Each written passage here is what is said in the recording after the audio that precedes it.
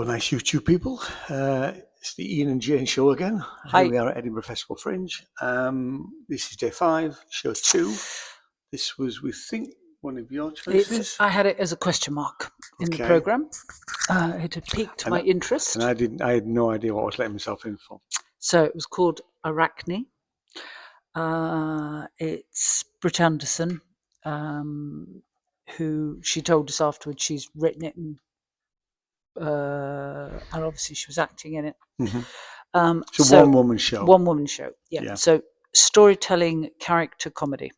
A bold, hilarious solo show that sets the myth of Athena and Arachne, the first spider, in the American South. Britt Anderson uses characters, handmade webs, and a conga line to weave the wail of a friendship gone wrong. Conga line? I don't remember the conga line. I don't remember the conga line. But anyway, material.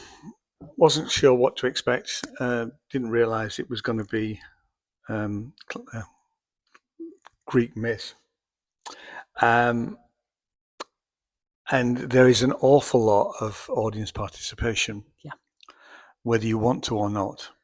I mean, you better say what I actually didn't enjoy it. No, I didn't think you did. No. I mean, it was I wrote notes because we couldn't do the filming straight after our review, so I needed to because I knew I'd have other things in my head.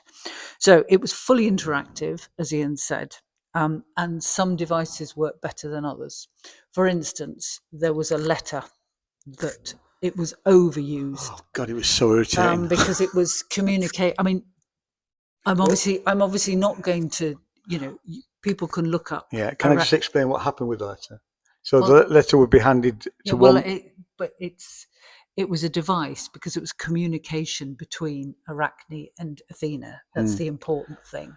But it was passed down the front row right the way around. Well, I was going to go on to say. So it was overused in the sense that whenever they were communicating, the letter got passed, like Ian said, and then back again. Yeah.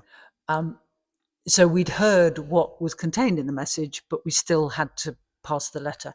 And it happened 10 times. Oh, at least 10 times. Anyway, and then there was also reference to a lamb, sheep. And every time she mentioned the word sheep, she wanted us to go bah, which I did. I didn't. I didn't. So some things sort of worked slightly better than others. I mean, I loved the way that the spider webs, which she had made, all sort of began to appear, and they came from various places. It doesn't matter where, but I liked that. And well, certainly, just while you're talking about the spider's web, the bit at the end, I never noticed the spider's web at the end. When and I just thought that looked amazing. Well, she'd taken all the ribbons down, and it had unravelled. And it was that is actually very. It was very clever. It's a very visual element, and it worked really well. They obviously had the what do you call it? The luminous. Oh yeah. So it was So it was fluorescent is the word. So suddenly the lights would dip and you'd have things illuminated, especially the webs, which was brilliant because it very much illustrated the way that Arachne, who was now a spider, had sort of permeated the world and everything. So that was really well done. There were other things. I mean, she used a lot of props.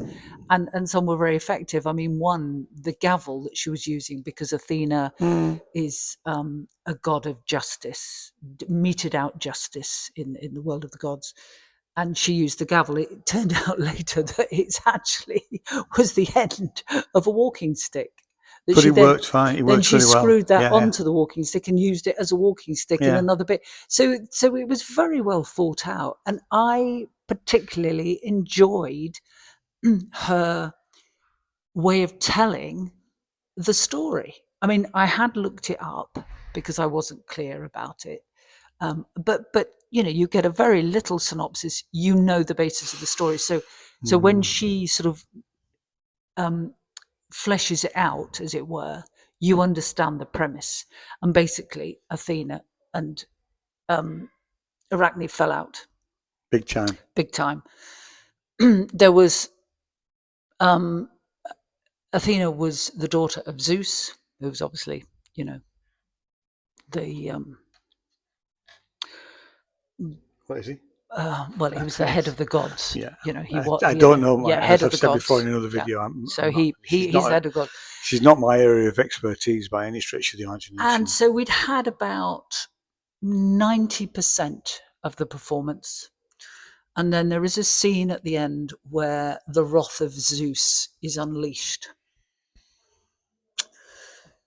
And the way that she chose to do that, it did not work. I just found it gratuitous, and I was angry because I felt it wasn't necessary. It was very you can't sexually suggestive, and you can't take a child to this. You couldn't take a child. To be fair, it was obscene. It was obscene. And we are not prudes by any stretch of the imagination. It was obscene. Yeah, actually, I hadn't thought of it. It was obscene. Yeah, and actually, some people in the audience groaned when that happened. Yeah, I just and you were uncomfortable. I was very uncomfortable. I didn't because feel...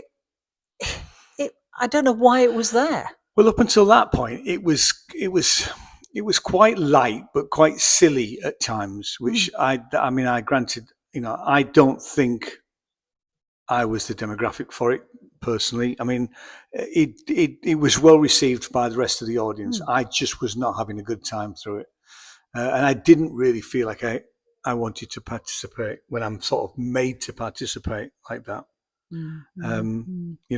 The only place you couldn't participate was if you were sat at the back, really, because you had to compete.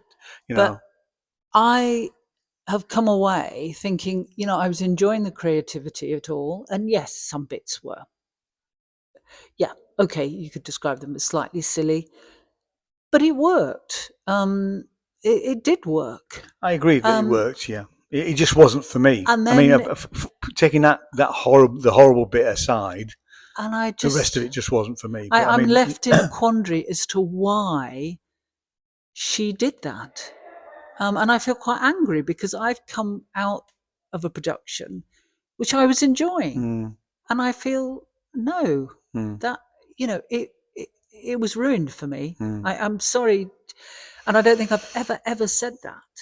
No, I don't think you have either about a production. Yeah, I got the impression you were up for it, and to be fair, most people in the audience were up for it. I don't understand it. It's just that I didn't feel I was up for it, if that makes sense.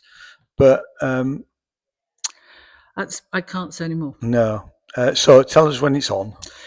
It is on at Greenside Riddles Court, and it's the Willow Studio. Does it have an age limit? Just before, I don't think it does it? I would not take.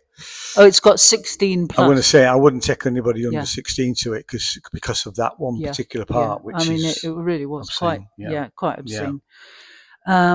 It's on now right through to the 23rd, but it's not on the 10th or the 17th. It is at 3:05 in the afternoon. It's an hour, and it's £15. How many stars? Well, in view of what I've given others, I'm going to have to give this a 2. Actually, I'm also going to have to give it a 2. Sadly, we're not here to trash anybody's work. No, and there was, and you have to be fair, as we've always said with this sort of thing, you have to go make your own mind up. Certainly be prepared to. You are gonna have to participate. I mean, some people had speaking parts as well. They were given little things. That wasn't the issue for me. No, it wasn't. It was it was that scene. It was that scene. Yeah, that's fair enough. Which I don't think anybody should be made to sit through. No. I don't know why it was there.